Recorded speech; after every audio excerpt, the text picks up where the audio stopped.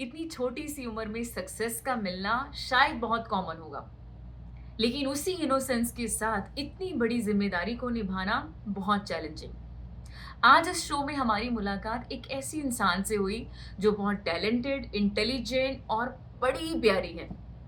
सारेगामापा की स्टेज हो या इंडियाज गॉट टैलेंट, अपना जलवा उन्होंने हर जगह बिखेरा है। नाम तो आप जान ही चुके होंगे। जी हाँ, Ishita Vishwakarma.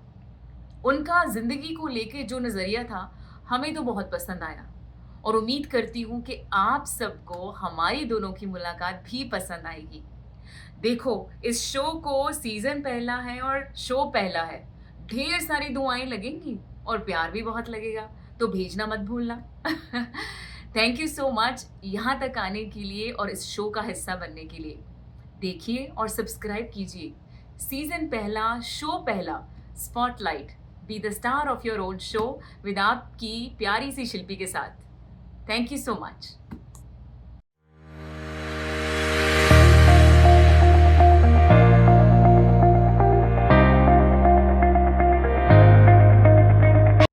Hello Ishita.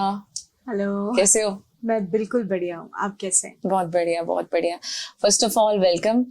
Thank you. यहाँ पे भी, हमारे घर में भी और एडमिंटन में भी कैसा लग रहा है यहाँ पे आके? काफी ठंडा माहौल है मेरे हिसाब से, लेकिन it is very beautiful and this is my first time in Canada, तो बिल्कुल बहुत एंजॉय कर रही हूँ and at the same time बहुत अच्छा लग रहा है। अभी तक हमने जितने शोज किए, जितने भी लोगों से हम मिले वैंकूवर में, कैलगरी में, and very excited to see people here in Edmonton, तो बहुत अच्छा लग रहा है। तो यहाँ ठंडा माहौल है, लोगों का दिलों का तो ठंडा माहौल नहीं है ना? बिल्कुल भी नहीं, लोगों के दिल तो आज भी बहुत, मतलब जैसे क्या कहूँ, they are very warm, they are very good, और बहुत अच्छा लग रहा है लोगों से मिल के यहाँ पर। तो इवन लोगों का प्यार देख के जो म्यूजिक के लिए है और जो हमारे लिए है, you know, it feels so good जब मैं ऐसे रैंडमली लोगों से मिल जाती हूँ जो जिन्होंने कहीं शो पर देखा है या टीवी पर देखा है, and they quickly you know recognise, और वो मिलके बोलते हैं हमने देखा है और ऐसा वैसा। तो इट फील्स सो ग्रेट कि हम इतने दूर देश में रहते हैं, but still people are loving us so much. तो ये प्यार देख के और लिटरली बहुत बहुत अच्छा लगता है। तो जहाँ भी जा रहे हो ऐसा लग रहा है कि हर जगह परिवार है। बिल्कुल बिल्कुल, ऐसा लग ही नहीं रहा है कि हम हमारे घर से बहुत दूर आए हैं। सही बात है। नहीं, बहुत अच्छी बात है। आई एम सो प्राउड। और अच्छा भी लग रहा है, सुन के भी अच्छा लग रहा है कि हम आपकी उम्मीदों पे खरे उतरे हैं। तो अगर अच्छा लग रहा है तो यहाँ का स्पेस कैसा लग रहा है? How are you feeling the vibe?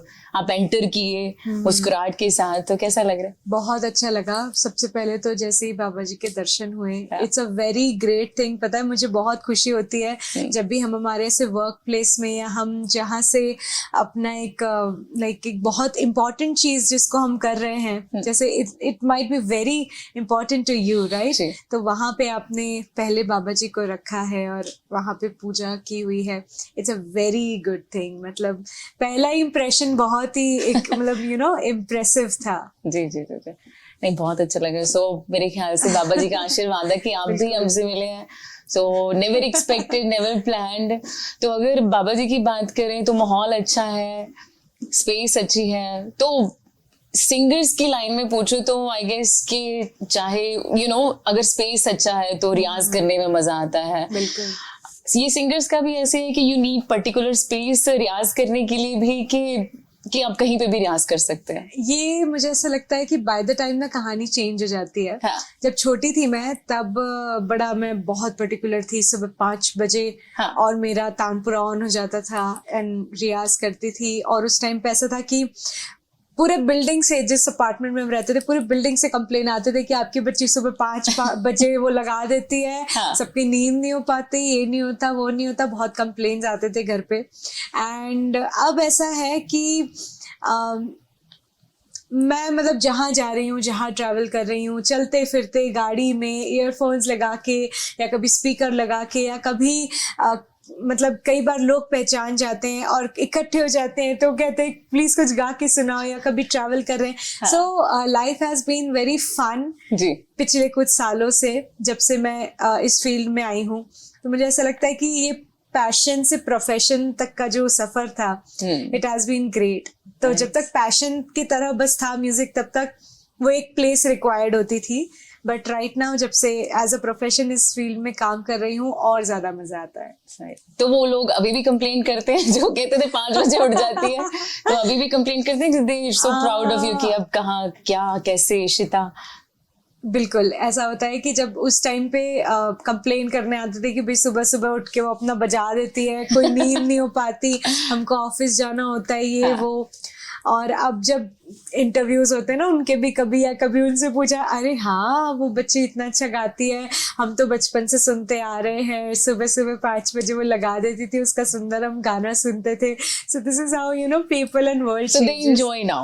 They enjoy. They must be so proud of you. और अब ऐसा होता है ना कि अब उनको चाहिए, अब उनका सुनने का मन है, तो मैं होती ही नहीं हूँ उतना घर पे कि वो सुन सके. तो अब ट्रैवलिंग में इतना टाइम जाता है और बाहर इतना रहती हूँ कि सबका टाइम पे रियाज हो जाता है. ट्रैवलिंग करते हो तो यू आर सेटिस्फाइड कि अभी जो पैशन था अभी प्रोफेशन बन गया है, तो it's a big responsibility at the same time. Definitely. मुझे ऐसा लगता है कि टाइम तो मैनेज करना देखिए बहुत मुश्किल है, क्योंकि हमारी दुनिया ही अपसाइड डाउन हो जाती है. जैसे इंडिया में जब तक थे तो हमारे अभी कितना बज रहा है, यहाँ पे 7:30 बज रहा है, वहां पे सुबह के 7 बज रहे होंगे. हाँ. और हमारे लिए शाम के 7:30 बज रहे हैं. तो टाइम मैनेज करना इस मामले में थोड़ा मुश्किल हो जाता है म्यूजिक के लिए, क्योंकि हम ट्रैवल कर रहे होते हैं. कई बार सुबह 5 बजे मान लो हम फ्लाइट में बैठे हैं, वहां पे हम रियाज नहीं कर सकते. तो आफ्टर मुझे जितना याद है, आफ्टर माय 10th ग्रेड के बाद से जो है मेरा टाइम वो 5 बजे वाला शिफ्ट हुआ. बिकॉज बीइंग ऑनेस्ट मैं सच कहूंगी कि टाइम उतना नहीं हो पाया, लेकिन एक चीज बस है, वो है ऑनेस्टी. कि चाहे दिन में कभी भी टाइम मिले, I always you know practice my riyaz and everything. Honesty की बात करिए, it's a big word. So honesty आपके लिए क्या मायने रखती है कि आप 20 साल की हैं? Honesty is a big word. और इतनी सारी स्ट्रगल करने के बावजूद, so India's got talent, Sa Re Ga Ma पास, सब में से होते हुए, and now this honesty towards your work, how do you feel about that? I feel truly blessed. मुझे ऐसा लगता है कि मेरी तरह और भी हजारों लोग हैं जो ना बहुत मेहनत करते हैं, जिनके पास मुझसे भी कहीं ज्यादा टैलेंट है, और वो बहुत कुछ डिजर्व भी करते हैं. बट फिर भी उन हजारों लोगों में से भगवान मुझे उन चुनिंदा लोगों में से चुनते हैं और वो मुझे देते हैं. जो भी सक्सेस मिली, चाहे रियलिटी शो की सक्सेस हो, चाहे वो फेम हो, चाहे वो लोगों का प्यार हो, चाहे वो बॉलीवुड डेब्यू हो, या कोई भी ये बड़ी चीज हो, ये आपको बहुत मतलब ये ऊपर वाला ही देता है. तो आई ऑलवेज बिलीव इन कि 50% is your hard work and the rest 50% is your luck. Not luck but जो ऊपर वाले की मेहर होती है. So do you believe that 50% वाला? I really believe. तो इसीलिए मुझे ऐसा लगता है कि you should be honest with your work. क्योंकि अगर आप अपने ही काम के प्रति ईमानदार नहीं होगे, तो मुझे ऐसा लगता है कि सक्सेस तक पहुंच तो जाओगे बट सस्टेन नहीं कर पाओगे. So this is what I believe. और इसलिए मैं ऑनेस्ट रहती हूँ, because I always feel grateful for the things I have today. और मतलब यू नो कभी सपना था मेरा कि मैं, क्या सपना था आपका? क्या सपना था? It was me and my parents, we always used to dream about these things कि हम कभी वर्ल्ड ट्रैवल करेंगे, अलग अलग कंट्रीज में जाएंगे, और बड़े बड़े कॉन्सर्ट हॉल में और बड़े बड़े सेंटर्स में परफॉर्म करेंगे. और it was my dream you know कि बड़े पर्दे पर कभी मैं अपनी आवाज़ सुनूंगी. तो all these things, all these dreams you know एक एक करके अपने आप पूरे होते चले गए. I don't know how, I don't know कैसे, लेकिन आई जस्ट फील ग्रेटफुल कि जो सपने आज से कुछ सालों पहले देखते थे और जो बहुत ऐसे लगता था कि ये तो मैनिफेस्ट कर सकते हैं और तो कोई रास्ता नहीं है, वो चीज आज मैं जी रही हूँ. So I really feel blessed about that. You really feel blessed about it. तो जो ये इशिता की इनोसेंस आज मुझे दिखाई दे रही है, आपको क्या लगता है कि हाउ डिफिकल्ट इट इज कि उस इनोसेंस को मेंटेन करना, इतनी सारी स्ट्रगल, इतनी सारी रिस्पॉन्सिबिलिटी सब होते हुए? Okay, this is a very different question. लेकिन मैं ये मानती हूँ ना कि it is very important to be you, your self. आप जो हो, जैसे हो. मुझे ऐसा लगता है कि जब आप दुनिया से थोड़े अलग होते हो तो आपको ना थोड़ा फिट होने में थोड़ा टाइम लगता है. हाँ. लेकिन वंस आप अपने आप को वैसा स्टैब्लिश कर लेते हो ना, तो people start enjoying, you know, who you are. People start accepting who you are. People starts, you know, liking you the way you are. तो मुझे ऐसा लगता है कि जब मैं पहले ऐसे थी तो सब कहते थे कि ऐसे नहीं चलेगा, you have to be smart, you have to be, you know, you have to look like certain way. हाँ, in certain way. ऐसे बनो, ये करो, फिर ऐसा पहनो, ये तरीके से बात करो. But I was always be like जो मैं हूँ नहीं, जो आप मुझे बोल रहे हो, मैं उसको सिर्फ एक्ट कर सकती हूँ, मैं वो बन नहीं सकती. And whenever you fake yourself, जब भी आप अपना ना एक एक्ट सामने रखते हो ना, you get bored of it. ज्यादा लंबा नहीं चला सकते आप. तो मैंने ये सोचा, मैं हमेशा लॉन्ग टर्म की सोच के ना चीजें करती हूँ. तो मैं हमेशा वही चीजें पिक करती हूँ कि अच्छा ये चीज तो मैं श्योर हूँ कि मैं इस चीज को कर पाऊंगी, मैं श्योर हूँ कि मैं ये इस चीज को लंबे समय तक चला पाऊंगी, तो ही मैं उस चीज को एक्सेप्ट करती हूँ. Otherwise I love my self the way I am. तो उन बातों का, उन लोगों का कोई असर नहीं है. So you still, I think you have that inner sense in you. अभी तक तो दिखती है. एंड वो यूनिवर्स करे या जिसको भी हम मानते हो, तो I think, I hope you can maintain that inner sense. I believe कि वो होगा. इसलिए होगा क्योंकि मैं इस चीज में बहुत स्ट्रांगली बिलीव करती हूँ कि जब मैंने म्यूजिक चुना था तो पूरी दुनिया भले अगेंस्ट थी. सब मतलब ऐसा होता है ना कि I belong from a small town Jabalpur in Madhya Pradesh. So उतना ज्यादा मतलब मैं कैसे समझाऊं आपको, मैं बहुत पुरानी जनरेशन की भी नहीं हूँ और बहुत लेटेस्ट भी नहीं हूँ, लेकिन अभी के जनरेशन की हूँ. और मेरे टाइम पे भी ये था कि ठीक है बेटा, गाते तो हो लेकिन करते क्या हो. अच्छा. So this has always been a question. So मेरे लिए भी थोड़ा इस फील्ड को ऑप्ट करना या चुनना एज अ करियर, या इसको मुझे जीवन भर करना है, ये बड़ा मुश्किल था सबको समझाना. तो मुझे ऐसा लगता है कि उस कंडीशन से अगर मैं यहाँ तक आ सकती हूँ विदाउट चेंजिंग माई सेल्फ, तो मैं आगे भी जा सकती हूँ और भी बहुत कुछ कर सकती हूँ. तो ये शौक में सिंगिंग हुआ कि when you felt that you can be a singer, या आप गाना शुरू, मतलब कैसे हुआ ये, कब, हाउ डिड इट स्टार्टेड? मेरी मम्मा म्यूजिक करती आई हैं. She has been a singer. उन्होंने करियर वाइज हमेशा म्यूजिक किया है. मेरे पापा रिकॉर्डिस्ट थे. और हमारे यहाँ पर क्या था कि मेरे मम्मी और पापा, they had, you know, big dreams. आज मैं जो लाइफ जी रही हूँ ये कभी उनके सपने थे. और क्योंकि उस वक्त पे उतना क्या बिल्कुल ही सपोर्ट नहीं था. और अगर करियर में कुछ करना है तो पढ़ाई में करो, वरना गाना तो कुछ नहीं होता. ये उस टाइम का जमाना था जब मेरे पेरेंट्स बनना चाहते थे. तो व्हेन आई वाज बॉर्न और मैं जब 2-2.5 साल की हुई तो मेरी मम्मा बताती हैं कि बोलना बाद में शुरू किया, गाना पहले शुरू किया. तो जब तुतला के कुछ भी मम्मी जो गाती थी उसको रिपीट करना. और मतलब मेरे लिए ना, मुझे सिंगर नहीं पता थे कि लता जी हैं या आशा जी हैं, किशोर दा, ये सब मुझे नहीं आता था. मुझे बस इतना पता था कि ये गाना मेरी मम्मी का है. ये गाना मेरे पापा का है. इतनी मेरी दुनिया थी. तो that's how it all started. और बचपन से मम्मी पापा ने देखा कि मेरे अंदर ना बहुत है गाने का कीड़ा. कि इसको बस दूध की बोतल पकड़ा दो या ग्लास पकड़ा दो, चम्मच पकड़ा दो और कहो कुहू, मेरा निकनेम कुहू है, कुहू कुछ गा के सुनाओ. So I was never shy, I was always be there, okay. और मैं गाना शुरू कर देती थी. तो मम्मी और पापा ने बचपन से ये चीज नोटिस की कि इसके अंदर बहुत म्यूजिक है, कि इसको करना ही है. और ये हुआ भी. जब मैं बड़ी हुई तो मुझे कोई फर्क नहीं पड़ता था. मैं अपना म्यूजिक हमेशा अपने तरीके से करती थी. कई बार ऐसा भी होता था कि बाकी लोगों के एग्जाम चल रहे हैं और मैं गिटार लेके बजाए जा रही हूँ. कंप्लेन्स करते थे लोग, बट मैं इस मामले में बहुत जिद्दी थी कि if I want to do this, I will do this. तो हमारे लिए तो अभी भी छोटी सी कुहू है, तो मैं क्या कहूँ, कुहू गाना सुना दो. माइक भी सामने है ना, माहौल भी है, तो क्या कहती है कुहू, थोड़ा सा गाना हो जाए? बिल्कुल. What's your favourite song? So Let's hear that. Okay, मुझे लता जी के गाने बहुत ज्यादा पसंद हैं, तो एक लता जी का गाना सुनाती हूँ। जी. हमको मिले गाते रहे. So कुहू, I think कोयल को भी छोटी फॉर्म में आई थिंक कुहू ही कहते हैं. सो you're such a great voice. Thank you सो तो मच। 2.5 साल की उम्र में मेरे जैसा बंदा तो ये सोचता है कि 2.5 साल उम्र में मुझे ये भी नहीं याद कि मैं कौन से मॉल में होंगी.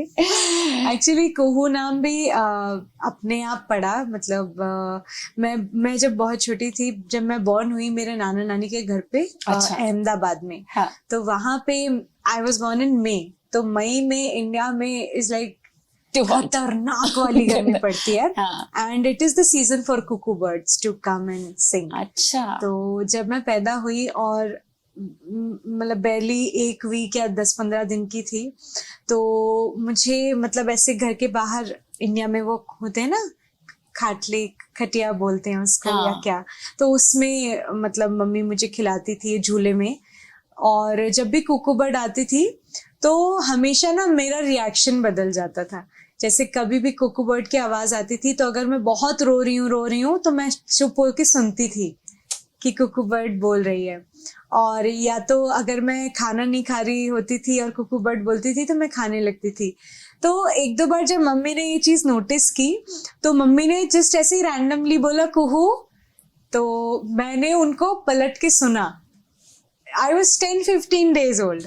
हाँ. तो मम्मी को ऐसे लगा कि ये शायद अपना कुहू नाम लिखवा के आई है, अच्छा. तो इसलिए उस दिन से फिर मेरा नाम कुहू पड़ गया।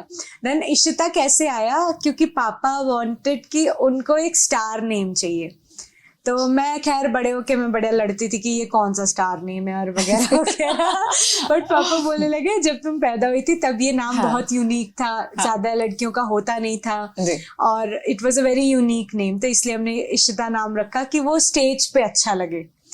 तो I loved both of I love your parents anyways. मतलब बातों से ही कि अभी मेरे ख्याल से अभी 100 जितने भी लोग ये शो देख रहे होंगे तो आधे तो इशिता ही रखने वाले हैं नाम के, ये स्टेज पे अच्छा लगेगा नाम. मेरे अपार्टमेंट में ही जो मतलब एक अंकल थे, उन्होंने अपनी बच्ची का नाम कुहू रख लिया, हाँ. एंड एक 3rd फ्लोर पे रहते थे, उन्होंने उनके ट्विंस बच्चे, एक बेटा एक बेटी, बेटी का नाम उन्होंने इशिता रख दिया।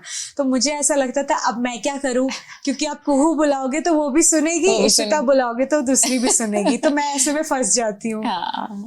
It's interesting story. सो लेकिन इट्स प्यारी सी स्टोरी. आई कैन इमेजिन कि आपके मॉम डैड काफी विजनरी हैं और मेरे ख्याल से सपनों से आपको बाद में, लेकिन उनको सपनों से पहले प्यार है. बिल्कुल. So that's very nice. So सपनों की बात करें और इंडियाज गॉट टैलेंट की बात करें तो सपने पूरे भी हुए, सारेगामापा भी जीता.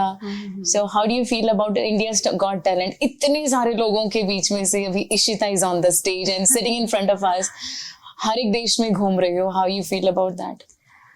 आई फील ब्लेस्ड, और it was indeed a dream come true moment for me, और मेरे लिए बहुत बड़ी बात थी, क्योंकि हम लोग छोटे से टाउन से थे, मुंबई में हमारा कोई ऐसा बैकग्राउंड नहीं था जिसको हम आम भाषा में गॉड फादर कहते हैं. हाँ. कि गॉड फादर हमारे पास ऐसा कुछ नहीं था. तो मुंबई जाने के लिए ना हमारे पास एक ही रास्ता था कि यहाँ ऑडिशन हो रहा है, चलो ऑडिशन देने के लिए चलते हैं. So we may find a lead there, ये हमारा मेन फोकस होता था. तो when I won Saregamapa, it was like a dream. मैंने कभी सपने में नहीं सोचा था. 16 साल की थी मैं, और सिर्फ ऐसे मतलब मैं सच बता रही हूँ ना, कभी सोचा भी नहीं था कि जीत सकती हूँ. इवन बिफोर ग्रैंड फिनाले के एक दिन पहले भी हम लोग ऐसे बात कर रहे थे, मैं और मम्मी टहलते हुए, तो वी वर टॉकिंग अबाउट कि कौन विनर बनेगा और ऐसा वैसा. एंड एक और बहुत फनी चीज हुई थी हमारे साथ. जिसके नेक्स्ट डे ग्रैंड फिनाले था, everyone was busy voting for themselves. सब लोग खुद को वोट किए जा रहे थे, क्योंकि वो गूगल और कुछ ऐसा था उस टाइम पे कि आप अपने आप को मल्टीपल वोट्स दे सकते हो एक दिन के लिए. So everyone was busy, voting for themselves, and we were chill. मैं और मम्मी हम लोग वॉक कर रहे थे, और हमको कोई जल्दबाजी नहीं थी. हम लोग आराम से वॉक कर रहे थे और बातें कर रहे थे एक दूसरे से, और हमको इवन कोई उम्मीद भी नहीं थी कि मैं जीतूंगी. मेरी फैमिली इतने में खुश थी कि चलो हमारी बच्ची फिनाले तक पहुंच गई. सो नेक्स्ट डे जब अनाउंस हो रहा था, ये सारी चीजें जब होना शुरू हुई, तो ये लोग क्या करते हैं, बड़ा सस्पेंस में रखते हैं, म्यूजिक बजाते हैं डरावना सा. So is it real thing कि सिर्फ वो स्क्रिप्टेड होता है? ना ना ना, इट्स वेरी रियल. अच्छा. बड़ा डरावना माहौल बना देंगे कि किसी को अटैक ही आ जाए, ऐसा म्यूजिक भी बजा देते हैं. हाँ. तो इवन गिरे से गिरे व्यक्ति को भी ना थर्ड की उम्मीद हमेशा होती है, हमेशा, कि भगवान कुछ ना सही, विनर तो हम सोच ही नहीं रहे, थर्ड ले आना.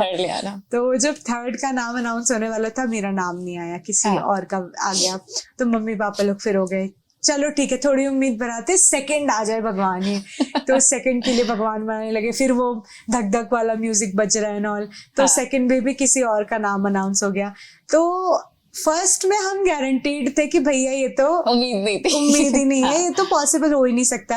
भाई सबने इतनी मेहनत करके खुद को वोट दिए हैं, फोन पे लगे हुए, वोट करो, और हम चिल बैठे हैं. अच्छा. हमने कोई ऐसा कुछ नहीं किया, कुछ भी नहीं. फिर सिर्फ एक जो नॉर्मल एक वो रहता था ना, वोट अपील, जो सबको करना पड़ता था, बस मैंने वो किया था. तो जब वो हो गया, फर्स्ट में ना मैं रिलैक्स हो गई. मैंने कहा थर्ड नहीं आया, सेकंड नहीं आया, फर्स्ट तो आ ही नहीं सकता. मैं रिलैक्स होके आराम से खड़ी हूँ, बाकी सारे लोग भगवान मना रहे हैं, टेंशन ले रहे हैं. मम्मी लोग भी ना, मैं देख रही थी दूर से कि मम्मी लोग भी काम बैठे हैं कि हम खुश हैं, हमारी बच्ची फिनाले तक आ गई. अच्छा. फर्स्ट अनाउंस करना था, बहुत बार म्यूजिक रिपीट चलता गया एंड में अनाउंस किया, and the winner is Ishita Vishwakarma.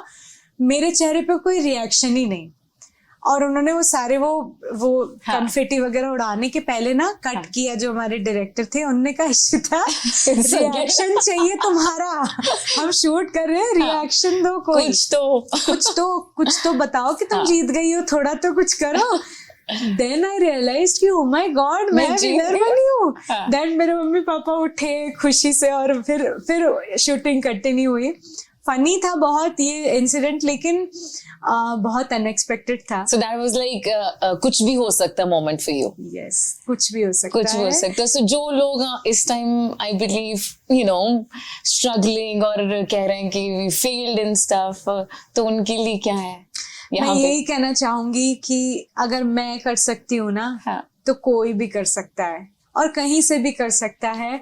बस ना एक चीज, बस जैसे पहले हमने शुरू में मैंने बोला ना, honesty with your self and honesty with your passion. तो अगर आप अपने काम के प्रति और अपने रियाज के प्रति, अपने म्यूजिक के प्रति, या आपका जो भी व्हाटएवर टैलेंट है, कुकिंग करना चाहते हो, स्पोर्ट्स में जाना चाहते हो, गाना चाहते हो, डांस में जाना चाहते हो, you should have to be honest with your self. बाकी चीजें अपने आप हो जाती है. जैसे आपने कहा कि कुकिंग में कुछ भी कर लो जिसमें कोई भी माहिर है, लेकिन आजकल जनरेशन को चस्का बड़ा है फेमस होने का, कीड़ा है. बिल्कुल. उनको या तो एक्टर बनना है या सिंगर बनना है. तो ये फेम आपने भी लिया है, आपको भी फेम मिला है, सडन है या मेहनत का है, यू नो बेटर. लेकिन ये उनके लिए क्या कहना चाहोगे कि जो कह रहे हैं कि सिर्फ फेमस जो होना है वो इसी से ही हो सकते हैं, बंदा कुक बन के फेमस नहीं हो सकता, बंदा अपने पैशन को फॉलो, शायद वो अच्छा पेंटर ही क्यों ना हो, शायद वो अच्छा फोटोग्राफर क्यों ना हो, लेकिन ये क्या चस्का है फेम का? मुझे ऐसा लगता है कि सभी के हाथ में एक मोबाइल फोन का होना एक बहुत बड़ी अपॉर्चुनिटी भी लेके आता है, और it is a disadvantage as well, क्योंकि कई ऐसी चीजें फेमस हो जाती हैं जो बिना सर पैर की है, बट इट गेट्स वायरल, बहुत फेमस हो जाती हैं, और उनका सब कुछ हो जाता है, दे गेट फेमस. और एट द सेम टाइम कई ऐसे लोग हैं जो बहुत मेहनत करके बहुत ही क्वालिटी कंटेंट बना रहे हैं, but they are not getting anything. तो ये एक बहुत बड़ा डिसएडवांटेज है इस सारी चीजों का. लेकिन एट द सेम टाइम मुझे ऐसा लगता है कि जितना ज्यादा कंपटीशन बढ़ा है, उतना ही ज्यादा अपॉर्चुनिटी भी बढ़ गई है फोन के आने से. Because we have like a lot of platforms. हमारे पास यूट्यूब है, हमारे पास फेसबुक, इंस्टाग्राम, स्नैपचैट वगैरह वगैरह, हमारे पास क्या नहीं है, we have a lot of options. तो मुझे ऐसा लगता है कि now in today's world you don't need anyone else to support you, या आपको किसी गॉड फादर की या फिर आपको किसी ऐसे कोई बड़े सुप्रीम पावर की जरूरत नहीं है. If you have a phone in your hand, आप आपको जो करना है, आप जो बनना चाहते हो, बस वही बात ऑनेस्टी पे आके खत्म हो जाती है कि आप कितनी ईमानदारी से उसका इस्तेमाल कर रहे हो. लेकिन इतनी छोटी सी उम्र में Ishita, not everybody has this mindset कि अगर फोन में अपॉर्चुनिटी है, अगर नहीं है, फेल हो गई तो फिर से ट्राई कर लो. दे टेक इट बड़ा सीरियस वाला कि वो किसी गलत राह पे फेल हो गए या फिर कुछ गलत एक्शंस. लेकिन हर एक का माइंडसेट ऐसा नहीं होता. तो व्हाट डू यू वर्क? आपने खुद पे कैसा काम किया है, कैसे क्या इतनी छोटी सी उम्र में इतना बड़ा thought? So it was all your parents? मुझे ऐसा लगता है जिम्मेदारियां एंड लाइफ इटसेल्फ बहुत कुछ आपको सिखाती है. मतलब मुझे ऐसा लगता है कि आपको लाइफ में किसी गुरु से या किसी किताब से या फिर किसी इंसान से कहीं ज्यादा आपको लाइफ सिखाती है, आपको प्रकृति सिखाती है, नेचर सिखाती है, और आपको एक्सपीरियंसेस सिखाते हैं. तो मुझे ऐसा लगता है कि मैं कोई ऐसे बहुत एकदम परफेक्ट लड़की नहीं हूँ.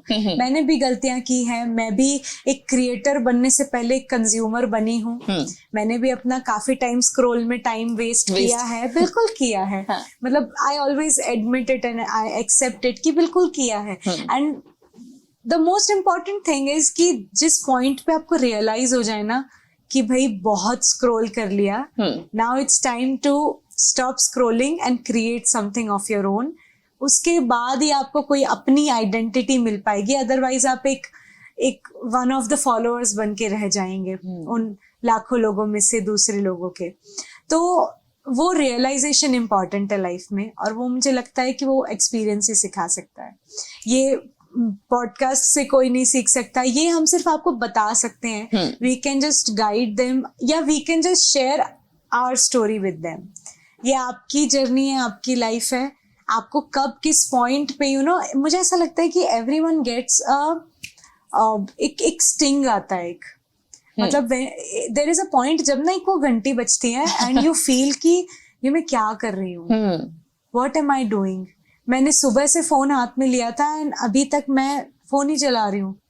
यानी मैंने अपने जीवन के 24 घंटे सिर्फ स्क्रॉल करने में, दूसरे लोगों को देखने में बिता दिए. तो the moment you realise these things, ये तो एक छोटा एग्जाम्पल है. कई चीजें ऐसी हो सकती हैं. कई बार आप टीवी देखते देखते निकाल देते हो, but at the same time मान लो आप अगर कोई बहुत अच्छी चीज, जैसे कई बार I end up watching a lot of concerts. मैं पूरे 3-4 घंटे के लाइव कॉन्सर्ट्स ऑनलाइन अटेंड करके अपने दिन भर गुजारती हूँ. तो I call it a worth day कि ठीक है, मैंने बहुत कुछ सीखा आज. मैंने किया भले ही कुछ नहीं, बट मैंने सीखा बहुत कुछ आज.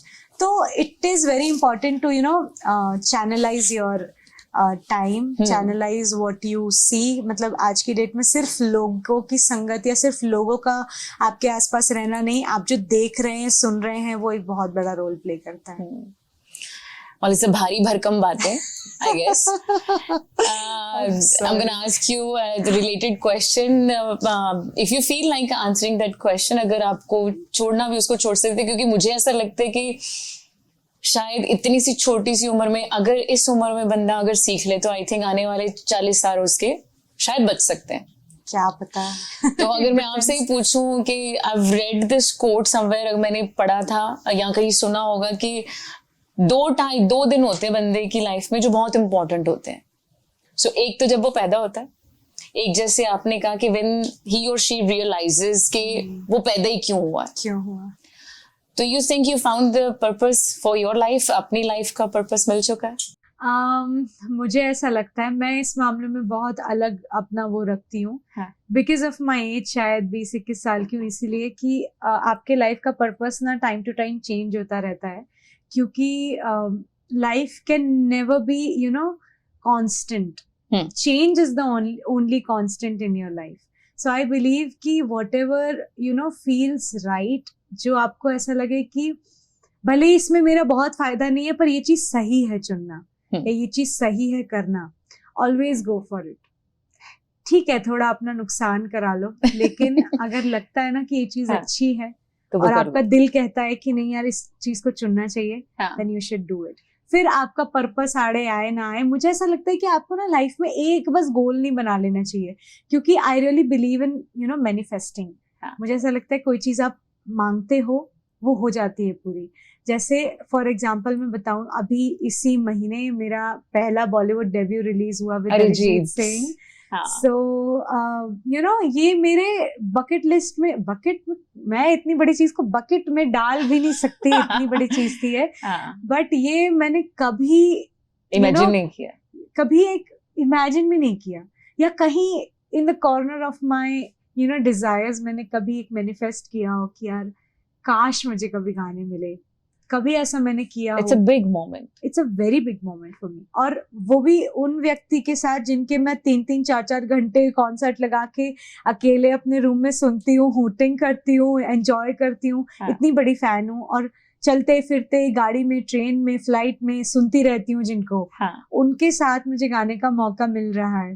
तो मुझे ऐसा लगता है कि you should not fix to a purpose, क्योंकि जैसे आई वन सारेगामापा इन 2016, तो उसके बाद जब मैंने IGT इंडियाज गॉट टैलेंट में जब मैंने पार्टिसिपेट किया ना, तो पीपल वर सेइंग क्यों कर रही हो पार्टिसिपेट, तुम ऑलरेडी जीत चुकी हो, तुमको ये नहीं करना चाहिए, वो नहीं करना चाहिए। Let me you know clarify this, Saregamapa एक सिंगिंग रियलिटी शो है और इंडियाज गॉट टैलेंट एक इंटरनेशनल शो है, जिसमें आप सिर्फ म्यूजिक से कॉम्पीट नहीं करते हो, आप बहुत सारी चीजों से कॉम्पीट करते हो। एक्रोबैटिक्स होते हैं, फिर मैजिक होता है, फिर सैंड आर्ट होता है, and there are a lot of talent you know. तो आपको एज अ टैलेंट स्टैंड करना है। तो मुझे ऐसा लगता है कि it was a very you know right decision of my life. मुझे कभी रिग्रेट नहीं होता कि मैंने क्यों ऐसा किया। मुझे अच्छा लगता है, सब कहते हैं कि तुम विनर बनी एंड उसके बाद तुम फर्स्ट रनर अप बनी, तो ये डिग्रेड है क्या? ऐसे बिल्कुल भी नहीं, वो एक बहुत बड़ा अपग्रेड है मेरी लाइफ का। और मुझे ऐसा लगता है कि you should not stick to one purpose in life, you should have multiple goals, क्योंकि आपको ना लाइफ में, लाइफ है ही ऐसी चीज आपको ना एक चीज पा लेने के बाद लगेगा व्हाट्स नेक्स्ट। मतलब अरिजीत जी के साथ गाना मेरे लिए सपनों वाले से भी बड़ी बात थी, बट उनके साथ गा लेने के बाद व्हाट्स नेक्स्ट अभी भी है कि इसके बाद मुझे ये करना है, इसके बाद मैं चाहती हूँ कि मैं बेस्ट फीमेल प्लेबैक सिंगर का award जीतूं। So there is always a what's next in your life. हमारी विशेष सारी की सारी आपके पास है, और ढेर सारी दुआएं आप आपसे यहाँ से लेके जाओ। Thank you so much. और मैं चाहती हूँ कि जो भी आपका पर्पस है या शॉर्ट टर्म गोल्स हैं वो सारे पूरे हैं। लेकिन आप सबसे शेयर करो कि नेक्स्ट आने वाला गोल इशिता का अब नेक्स्ट क्या है? What's next? मैं हमेशा से प्लेबैक सिंगर बनना चाहती थी, और मेरा ड्रीम था प्लेबैक सिंगर बनना हमेशा से, जो कि डेब्यू के तौर पर पूरा हो चुका है। But I am really looking forward कि मुझे यहाँ पर रुकना नहीं है, और मुझे सिर्फ अपने डेब्यू में खुशी नहीं मनानी है, मुझे और काम करना है, और कई फिल्म्स में गाना है, और my aim is to you know bring playback की ट्रॉफीज मेरे घर पे। So this is my dream. और इसके पीछे ना एक छोटा सा ऐसे किस्सा है। हम लोग बहुत मतलब शौकीन रहे हैं मूवीज देखने जाने के लिए। तो मेरे पापा, मम्मी, मैं और मेरी बहन, हम लोग शायद ही कोई मूवी मिस करते थे जब पापा थे। तो हम लोग ना हमेशा जाते थे, और एंड में जब मूवी खत्म हो जाती है, उसके बाद जब छोटे छोटे सबके नाम ऐसे फटाफट से जा रहे होते हैं, तो मैं, मेरी मम्मी, मैं और मेरी छोटी बहन, हम लोग बैठ के एक एक नाम फटाफट पढ़ते थे। अच्छा। जब लाइट्स बंद हो जाते हैं, सब लोग चले जाते हैं, एग्जिट के दरवाजे खुल जाते हैं, और वो वेट कर रहा होता है बंदा कि भाई हॉल खाली हो गया, निकले यहाँ से। पापा ऑलवेज यूज्ड टू सिट कि नहीं, मैं सबके नाम पढ़ूंगा। He used to respect it so much कि इन लोगों ने इस फिल्म को बनाया है। हमने तो 2-3 घंटे में देख के अपना कमेंट पास कर दिया, पर बहुत मेहनत लगती है इसको बनाने में। और मूवी हॉल से निकलते समय हमेशा ही यूज्ड टू से कि कभी हम कुहू का भी नाम इसमें पढ़ेंगे। सो यू नो ये मेरे ड्रीम्स में हमेशा रहा। तो मेरे, और लकीली मुझे ना, मैं इस मामले में अपने आप को लकी मानती हूँ कि मेरे पेरेंट्स का सपना और मेरा सपना सेम था। जैसे कई बच्चों के साथ ऐसा हो जाता है ना कि बच्चा कुछ करना चाहता है पर मम्मी पापा कहते नहीं ये करो, मेरे केस में वो नहीं था, टचवुड। तो लकीली मम्मी पापा का ना इसलिए मेरे तरफ सपोर्ट और सारी चीजें बहुत ज्यादा। तो मुझे बहुत अच्छा लगता है जब मैं आज उनको ना पूरा होते हुए देखती हूँ। और ठीक है, पापा उन चीजों को आज देख नहीं पा रहे, लेकिन जब मम्मी देखती हैं और उनकी आंखें भरी हुई होती हैं, तो मुझे ऐसा लगता है कि ठीक है, मैं उस चीज तक पहुंची, मुझे इस बात की खुशी है। और मैं ज़रूर वो सारे ड्रीम्स पूरे करूँगी जो हमने सबने जी। मिलके देखे थे। लेकिन मेरे ख्याल से पापा कहीं भी है, लेकिन अभी भी वो हर वक्त आपके पास ही है, और they must be so proud of you, he must be so proud कि जो देखा था सपना वो पूरा हो रहा है। So I wish you all the best. Thank you और so हम much. सबकी दुआएं, एडमिंटन वालों की दुआएं, कनाडा वालों की दुआएं, दुनिया भर की दुआएं आपके साथ हैं। फूलो Thanks a फलो lot. बहुत बड़ा आगे सबका नाम रोशन करो। सो thank you Ishita, Thanks a lot. आज वक्त Thank निकाल you. के यहाँ पे आने के लिए। Thank you so much, we are so honoured कि आपसे आज मुलाकात हुई। मुझे भी बहुत अच्छा लगा आज यहाँ आप सबके बीच आके, और बिल्कुल ये सच बात है कि घर से इतना दूर लगता ही नहीं है कि घर से दूर हूँ। So thank you so much इतना होमली फील कराने के लिए, and all my good wishes आपके इस नए वेंचर के लिए, and I am so lucky कि मैं पहली व्यक्ति हूँ इसे करने के लिए। जी so all my good wishes and best compliments. जी, अभी आगाज अच्छा हुआ है, तो अभी पिक्चर अभी बाकी है मेरे दोस्त। सो Yes. Thank you Ishita, was nice meeting you. Thank you. Thank you, नमस्कार, सत श्री अकाल। Thank you.